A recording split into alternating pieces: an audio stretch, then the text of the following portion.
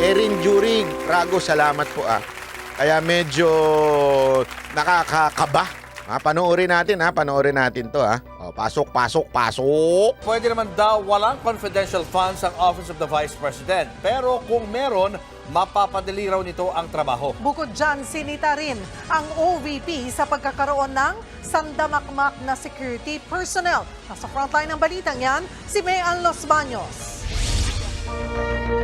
Kung sa Kamara, tumagal lang ng 15 minuto ang pagdinig sa budget ng Office of the Vice President at walang lumusot na tanong, iba sa Senado. Isa't kalahating oras sumalang ang OVP dahil sa sandamakmak na tanong ng mga senador. Kabilang sa mga binusisi ni Senator Amy Marcos, ang mahigit 400 security personnel ng OVP. Bakit anya ang dami naman masyado?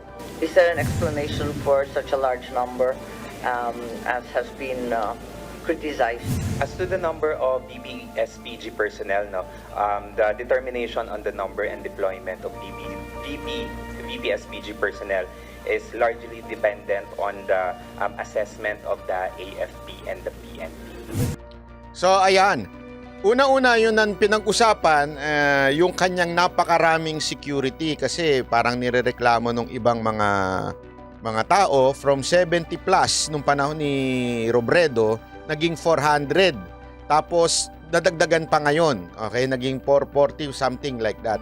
So, nadagdagan na nadagdagan.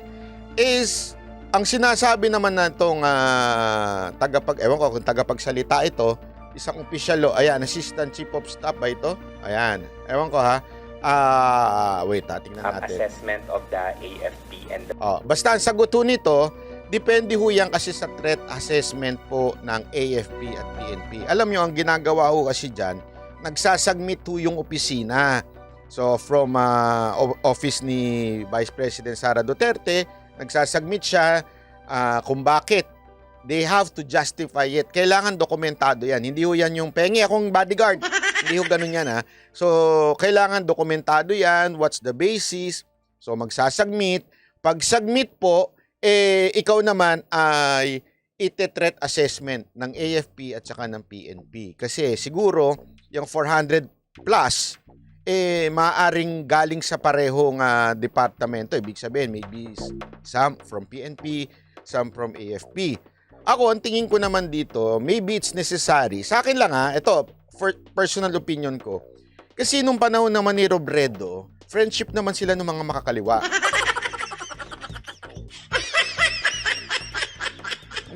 Friends naman sila Banat pa nga sila ng banat sa presidente natin noon Magkakaibigan pa sila.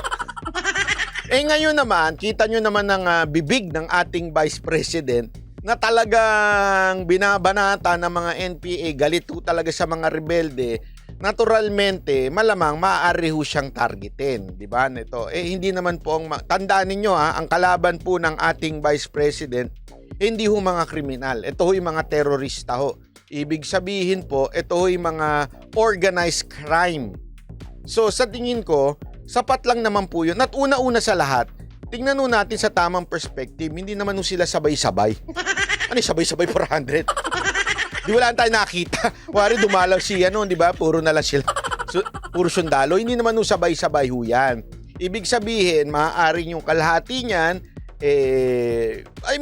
by duty ho sila. Meron sa umaga, meron sa gabi, meron sa... Hindi naman 24 hours na naka-duty yung 400 na yun. Nagkataon lang, kalat ho yan, di ba? Kasi ang isa pang dahilan ho niyan, lagi ho nagpupunta ang ating Vice President doon sa mga liblib na mga lugar. Na lalong-lalo na yung mga pinupuntahan niya yung sa mga eskwelahan na kung saan kailangan ng presensya ng DepEd, doon ho siya talaga pumupunta. So, ibig sabihin, bago pa ho siya pumunta dyan, sigurado may surveillance na, kailangan pumunta na ho yung mga sundalo o yung mga pulis para personal ho. Kasi tandaan ninyo, hindi naman po yan, porket may pulis na doon, pag pupunta siya doon, okay na tayo. Hindi. Dapat, syempre, yung loyalty, kailangan napaka-importante niyan. Yung loyalty na andun talaga sa Office of the Vice President. So, sa tingin ko, okay lang naman yan. Dagdag paliwanag ng OVP, ang 433 na security personnel nila ay para rin sa proteksyon ng kasalukuyan at mga susunod pang vice-presidente. Ayon kay VP Sara Duterte, wala silang ginagastos para sa security personnel dahil galing sila sa AFP at PNP, kaya ito rin ang nagpapasweldo sa kanila. Bukod dyan, mainit din ang ilang senador sa 500 million pesos confidential funds na hinihingi ng OVP. Paulit-ulit na tanong ni Senator Risa Ontiveros. Paulit-ulit na tanong. Yun eh. Alam mo, minsan ganyan talaga yung pag-aayaw makinig sa sagot. Paulit-ulit ang tanong. Yung mga asawa ninyo, pag nagtanong sa inyo, saan ka galing? Sinagot mo na nga, paulit-ulit pa. Saan ka galing? Sino kasama mo? Office mate ko. Sino kasama mo nga? Office mate ko nga, bakit ba? Sino nga doon? Minsan talaga may mga ganyan eh. Paulit-ulit lang ang tanong. Kahit hindi na ba nakikinig? Tapos binabasa pa, di ba? Oo, ibig sabihin niyan, gusto lang mananong. Gusto lang syempre, sayang din naman yung media dyan. Tsaka syempre, kailangan niyang papilan yung pagiging opposition niya. Alam naman, wala siyang silbing opposition. Di ba? Parang yung mga opposition sa kamera, walang mga silbi. Bakit? Lalong-lalo na yung yung sa mga makakaliwa. Your Honor. Chairman. Dire-diretso lang. Napatayan pa ng mikropono. Wala silbi dun eh. At least dito, sabi niya, kailangan magkaroon ako ng silbi. Kaya yung tanong ko paulit-ulit kahit di ko napakinggan yung sagot. Ano-ano bang proyekto ng OVP ang mangangailangan ng confidential funds? Which mandates of the Office of the Vice President will be supported by the aforementioned allocation of the confidential funds. All of the projects of the Office of the Vice President use the confidential funds that is intended for the safe, secure, and successful implementations of programs, projects, and activities and engagements of me and all the satellite offices, including the central office of the Office of the Vice President. Kabilang sa mga paggagamitan daw ng confidential funds ang mga peace building, Million Trees Program, pagbabago advocacy at libreng sakay program. Sunod na tanong ni Senator Ontiveros, bilang civilian agency, nagsasagawa raw ba ng sariling surveillance activities ang OVP at ginagamitan raw ba ito ng confidential funds? Sagot ni VP Sara, we did surveillance of complaints from constituents in Bulacan with regard to the selling of OVP assistance and the selling of tupad projects in Bulacan, and there was a surveillance operation that was run by the VP SPG for about a month. dagdag pa ng bise, ang mga nakakalap. So yung tungkol sa confidential fund, actually mahirap talagang mahirap talagang ipaliwanag yan. Kaya nga confidential kasi 'di ba? Sa ating batas hindi naman talagang pwedeng elaborate kung ano 'yon. Yan nga ang diferensya ng confidential funds. Ngayon, marami nagki-question, pagkakatiwalaan ba natin ng ating Vice President sa ganitong klase ng amount ng confidential funds? Kahit po ako, hindi naman po ako magbubulag-bulagan na napakataas ho ng confidential funds na yan. Napakalaki. Kalhating bilyon, di ba? Ang akin, ito na lang. Siguro, patunayan na lang ng ating OVP o Office of the Vice President, patunayan na rin ng DepEd na karapat dapat silang tumanggap, lalong-lalo na ang ating Vice President. Kasi there should be change. Hindi pa pwedeng nag-change yung budget tapos walang nangyaring pagbabago pagdating sa DepEd. 'Di ba? Bakit? Bakit nga ba naman nagbago from maliit lang na, I think wala pa nga ata or maliit lang doon ang confidential fund, bakit sobrang laki? Ano ba yung nangyari? Iyon na lang sa akin, yung resulta ng trabaho. That we cannot determine as of now, 'di ba? So sa akin, sana isa ang gusto kong mangyari. Sana lang isa ito sa talagang gamitan ng confidential fund. Ma-eradicate na po ang mga makakaliwa at mga komunistang grupo sa mga liblib na lugar. Dapat talagang mawala na ho sila. Kasi ho, hindi ho talaga tama. Ako mismo, witness noong time na yon. Naalala ko pa yun yung nagsumbong yung mga kabataan na sila nire-recruit ng mga NPA sa loob ng kanilang mga paaralan at sa katunayan dun sa isang eskwelahan ang tinuturo nga kanta ng NPA mismo. Ibig sabihin yun ang kanilang parang pambansang awit yung mismong ng NPA. Tapos doon sila inaabuso ng mga NPA din. Sana yan yung talagang ma-eradicate na mawala na through these confidential funds. Okay? Hindi man may paliwanag ngayon, natural, hindi ko pwedeng paliwanag. Sana lang po talagang mawala yan. Pag nawala yan, naku po, ako ho'y susuporta, talagang papalakpak. Hindi lang sa kamay, pati sa paa. Talaga ho, kasi yun talaga yan Alam mo, yan ang isang bagay na gusto kong ma-accomplish ni Vice President Sara Duterte. Kasi alam nyo, yung mga sabi nga nila sa mga probinsya, sa mga nakakausap natin na ilang mga opisyal, yung mga NPA, wala na silang nare-recruit na yung mga matatanda. Usually, ang nare-recruit na nila talaga yung mga madaling mapaniwalang mga estudyante. Binabantayan nila talaga mula sa paaralan.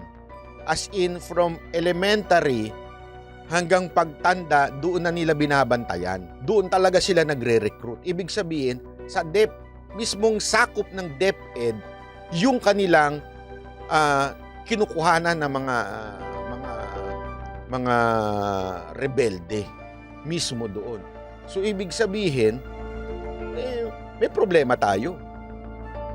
Ito nga yung isang bagay na sa akin sa tingin lang. Sa tingin ko, ito yung isang bagay na hindi maaaring ipaliwanag ng ating Vice President. Hindi ho sa tingin ko kaya niyang ipaliwanag yan dahil yan yung mga sensitibong bagay sa atin. Alam nyo, there was a time na nakita ko ho at pinaliwanag ho sa amin yan. Alam nyo ho ba na napakaraming organisasyon niya mga yan. At saka sila ho ay organisado. Hindi ho sila yung akala ninyong minsan, yung parang binuubuo lang. Hindi, talagang organisado sila. Sila ho ang mas organized pa ho sila dun sa mga nasa gobyerno. Sa tindi ng kanilang organization, sinong popronta. Sa bawat, meron kasing legal front. Ibig sabihin, legal. Okay? Meron din yang nasa likod, yung hindi legal. Okay? Tapos meron pa yung hierarchy kung kailan sila hahawak ng armas, kung papaano sila ganun sila katindi. Tapos meron talaga silang, kaya nga isipin mo ang tagal na hindi na alam naman natin kaaway ng bayan yan Alam naman natin bakit hindi sila mapatigil. To the point, muntik-muntikan na sila. Kasi sobrang, isipin nyo to dumami sila sa kamera. Alam nyo kung kailan lang sila nabawasan? Itong mga panahon na kailan na-expose sila. Nabawasan sila dahil yan sa NTF-El Cap. Kaya nga unti-unti na nauubos sila sa kamera. Bakit? Na-expose na Yan ang problema ho. Ang nangyayari, hindi na nila nire-recruit yan sa mga probinsya. Sa mga probinsya, ang kanilang mga concerns, yung mga tao doon ay papaano kumain ng sapat sa kanilang pamilya, saan kukuha ng mga sahod, yun ang concerns nila. Pero itong mga kabataan, yan ang dinidiskartehan nitong mga NPA na ito. Yan ang kailangan talagang maitigil sa eskwelahan. Minsan, napapaisip ako masyado naman atang malaki. Pero alam nyo, kailangan.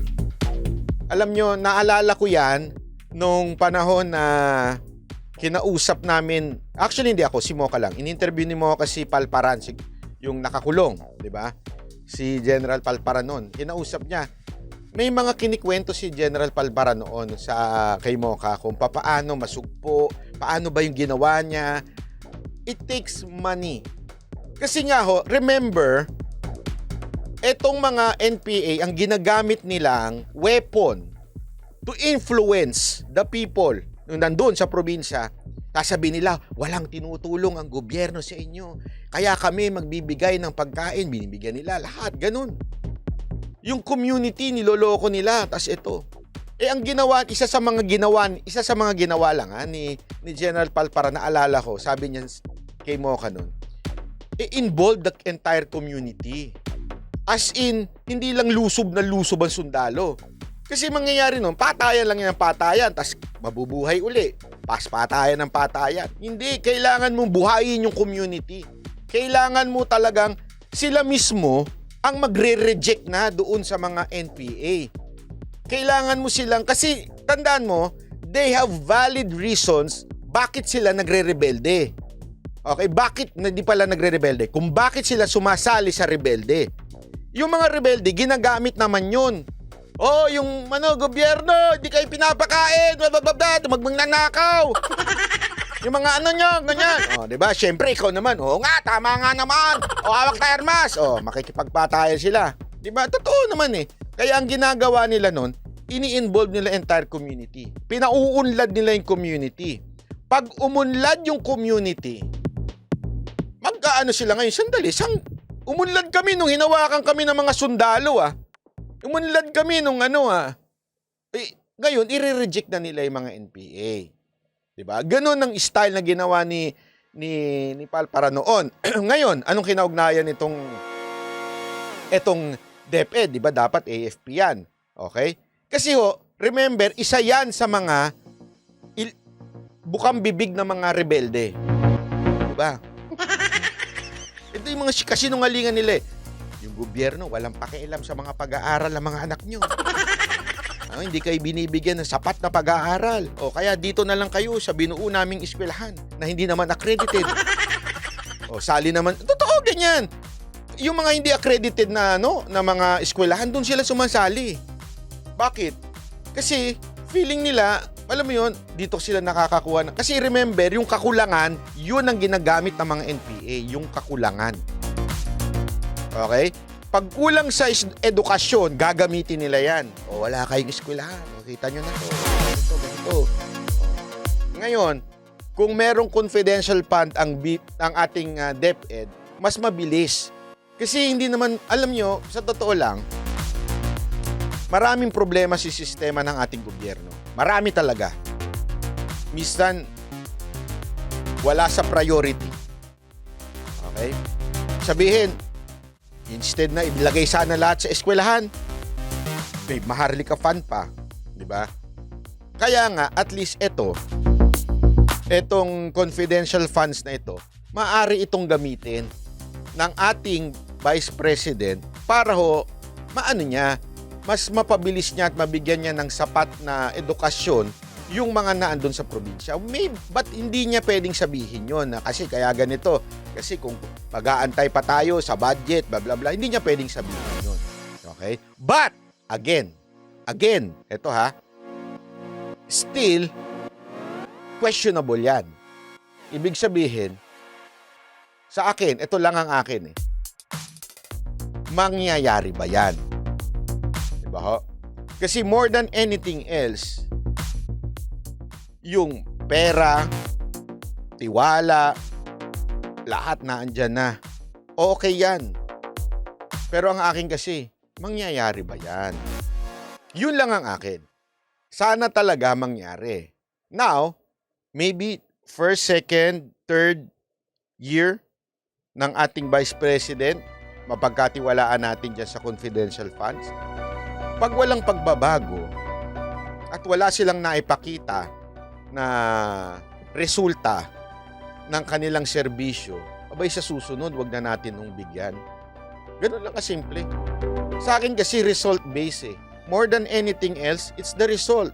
Kung may resulta, ay maganda.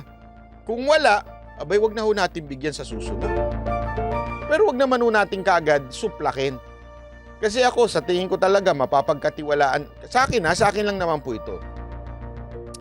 Maaring kayo, wala kayong tiwala. Pero sa akin, may tiwala naman po ako. Sa tingin ko, gagamitin naman sa tama ito. Okay?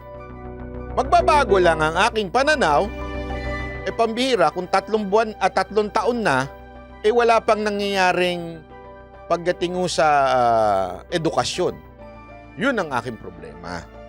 Naintindihan nyo? I'm giving, as a citizen, as an ordinary person ng bansa na ito, binibigyan ko muna ng tsansa ang ating secretary at ang ating vice president na si Sara Duterte na magawa niya yung trabaho niya.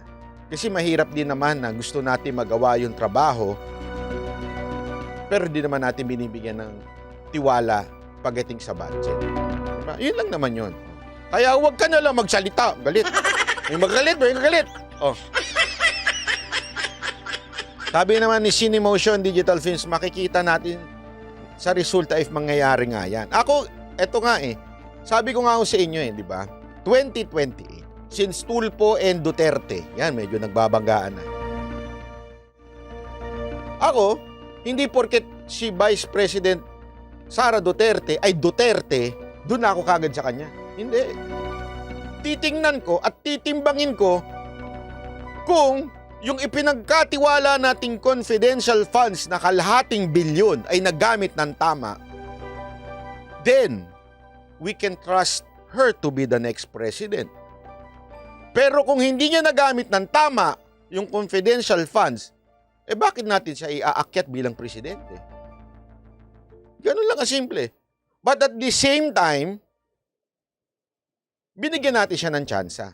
Kasi mahirap naman yung, sige, tingnan natin kung may magawa, kung wala naman siyang sapat na kakayanan, sapat na budget na ipinagkatiwala sa kanya, unfair naman yun. Diba? Pero at the same time, eto ayan, hiningi niyo yan. Ni-request niyo yan. Eto, binigay sa inyo. Eto na. Don't tell me pagdating ng 2027, ang dami niyong dahilan na hindi niyo nagawa. Yung dapat niyong gawin. Aba, sa tingin ko, wag na nating iboto. Wag na nating kampanya. Kasi hindi niya nga nagawa Pero at least, binigyan mo ng tsansa. Tama, mali. Kesa naman yung, basta, bahala ka, gawin mo yan. Pero wala ka makukuha ang budget. Yung budget mo, sakto lang. Kasi tandaan natin, kulang talaga ang budget ng DepEd. Pagbalik-balik ta rin ninyo, sa sobrang dami ng mga Pilipino, kulang ang budget ng DepEd. Okay? Kaya nga, every administration, yan ang problema yung budget ng DepEd. Diba? Yan ang problema. Ngayon, ang tanong, ngayon binigyan na siya ng tsansa, gagamitin niya kaya ng tama at magkakaroon kaya siya ng pagbabago sa DepEd. Kung wala siyang pagbabago sa DepEd sa 6 na taon, anong karapatan niyang maging presidente? Ganun lang kasimple po yun. Para sa akin po pagdating naman kay Tulfo, patunayan din niya. Siya ho ay excuse me po.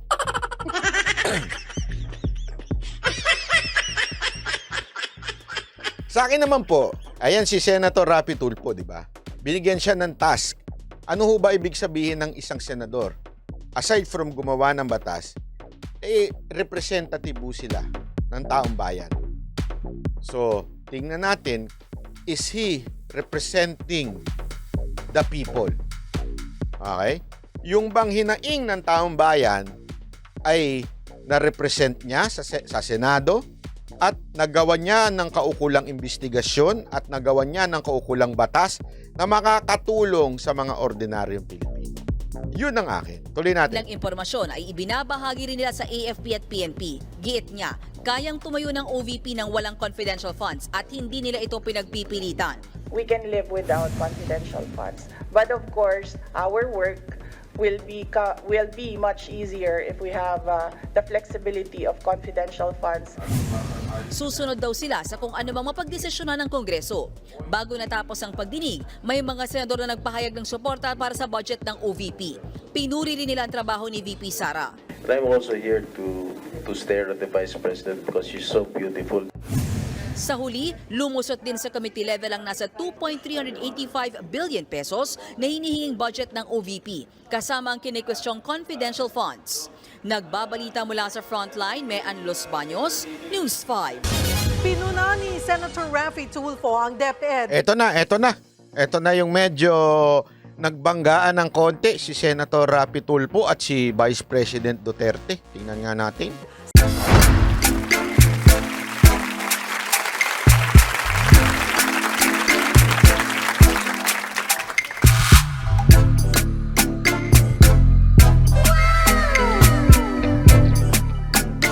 The next performance will start momentarily.